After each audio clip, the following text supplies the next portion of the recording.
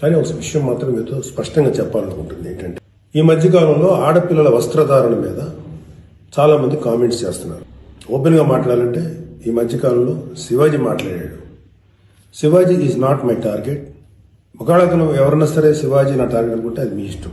కానీ ఒక type of మన సమాజంలో ఒక రకమైన రుగ్మత వెళుతుంది. అదేంటంటే మోరల్ పోలీసింగ్.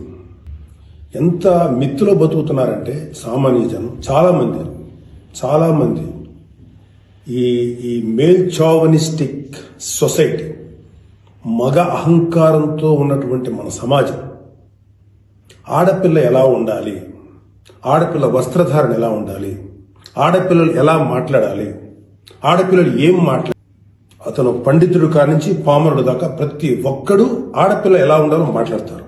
ఇది ఎగెనిస్ట్ కాన్స్టిట్యూషన్. ఒక ఆడపిల్ల ఇలాంటి వస్త్రధారణ చేసుకోకూడదు, ఒక ఆడపిల్ల ఇలాంటి వస్త్రధారణ చేసుకోవాలి అని చెప్పడానికి మీకేం హక్కు ఉంది?